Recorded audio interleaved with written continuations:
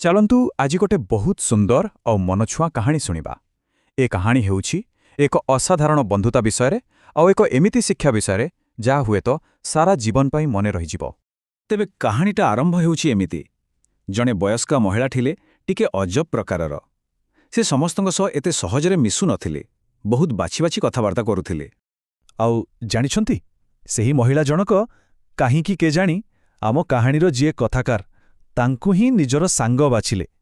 ଆଉ ଏଇଠୁ ହିଁ ଆରମ୍ଭ ହେଲା ସେମାନଙ୍କର ଏକ ସ୍ୱତନ୍ତ୍ର, ଏକ ଅଲଗା ପ୍ରକାରର ସମ୍ପର୍କ।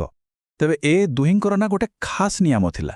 ଆମ କଥାକାର ପ୍ରତି ରବିବାର ଦିନ ନିଜ ସ୍କୁଲକୁ ଯିବା ଆଗରୁ ଠିକ୍ ଗୋଟିଏ ଘଣ୍ଟା ପାଇଁ ସେ ବୃଦ୍ଧାଙ୍କ ପାଖକୁ ଯାଉଥିଲେ। ଏଇଟା ସେମାନଙ୍କ ବନ୍ଧୁତାର ଏକ ନୀତିଦିନିଆ ପରମ୍ପରା ଭଳି ହୋଇଯାଇଥିଲା।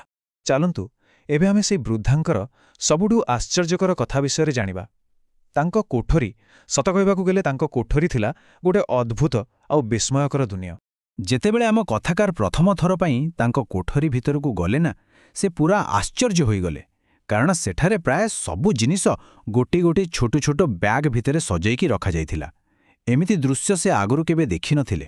କେବଳ ଭାବି ଦେଖନ୍ତୁ ଟିକେ, ତାଙ୍କର କେସ୍ ବ୍ରଶ ହେଉ, ମୋଟା ପାନିଆ କି ସରୁ ପାନିଆ, ସବୁକିଛି ପାଇଁ ଗୋଟେ ଅଲଗା ଅଲଗା ବ୍ୟାଗ୍। ଏମିତିକି ତାଙ୍କର କଲମଦାନୀ ଆଉ ସିଲେଇ କରିବା ପାଇଁ ବ୍ୟବହାର ହେଉଥିବା ଗୋଟେ ଛୋଟିଆ ଥିମ୍ବଲ ପାଇଁ ମଧ୍ୟ ଅଲଗା ବ୍ୟାଗ୍ ଥିଲା। ଏଇଥିରୁ ହିଁ ତାଙ୍କର ବିଚିତ୍ର ସ୍ୱଭାବ ବିଷୟରେ ଜଣାପଡ଼ୁଥିଲା।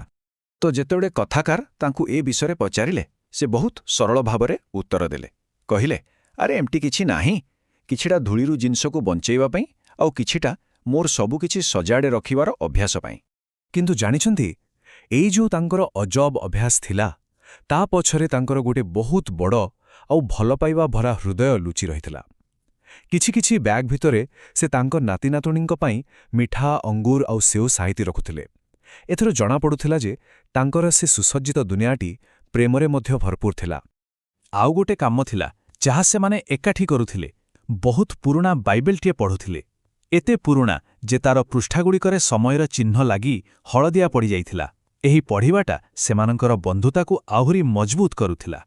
ଏବେ ଆମେ କାହାଣୀର ଏମିତି ଏକ ମୋଡ଼କୁ ଆସିବା ଯାହା ସବୁଠାରୁ ଅଧିକ ମନକୁ ଛୁଇଁଯିବ। ଏକ ଅମୂଲ୍ୟ ଜିନିଷକୁ ନେଇ ଗଢ଼ି ଉଠିଥିବା ଏକ ଛୋଟ କାହାଣୀ। ତେବେ ଦିନକର କଥାବାର୍ତ୍ତା ଭିତରେ ଆମ କଥାକାର ସେହି ବୃଦ୍ଧାଙ୍କୁ ତାଙ୍କର ସେହି ପୁରୁଣାକାଳିଆ କାନଫୁଲ ବିଷୟରେ ପଚାରିଦେଲେ। ବାସ୍, ଏହି ଗୋଟିଏ ସରଳ ପ୍ରଶ୍ନରୁ ଆରମ୍ଭ ହେଲା ଏକ ମନଛୁଆଁ କଥା। ସେ କହିଲେ, ଆରେ ଏମିତି କାନଫୁଲ ତ ମୋ ମାଙ୍କ ପାଖରେ ବି ଅଛି, ତାଙ୍କୁ ମୋ ଜେଜେବାପା ଦେଇଥିଲେ। ଏମିତି କହି ସେ ସେହି କାନଫୁଲକୁ ନିଜ ପରିବାରର ସ୍ମୃତି ସହିତ ଯୋଡ଼ିଦେଲେ। ହେଲେ ସେ ବୃଦ୍ଧାଙ୍କ ଉତ୍ତର ବହୁତ ଗଭୀର ଆଉ ମନଛୁଆଁ ଥିଲା। ସେ କହିଲେ ଯେ 40 ବର୍ଷ ତଳେ ତାଙ୍କ ବିବାହ ଦିନ ତାଙ୍କ ସ୍ୱାମୀ ନିଜେ ଏହି କାନଫୁଲକୁ ତାଙ୍କ କାନରେ ପିନ୍ଧାଇ ଦେଇଥିଲେ। ଆଉ ଏହା ତାଙ୍କ ଭଲପାଇବା ଆଉ ସ୍ମୃତିର ପ୍ରତୀକ। ସେ ଚାହୁଁଥିଲେ ଯେ ତାଙ୍କ ମୃତ୍ୟୁ ପରେ ବି ଏହା ତାଙ୍କ ସାଥିରେ ହିଁ ରହୁ। ଏବେ କାହାଣୀର ମୋଡ଼ ଟିକେ ବଦଳୁଛି, ସ୍ୱର ବି ଟିକେ ଭାରି ହୋଇଯାଉଛି, କାରଣ ଏହା ଥିଲା ସେମାନଙ୍କର ଏକାଠି ବିତାଇଥିବା ସମୟର ଶେଷ ପର୍ଯ୍ୟାୟ।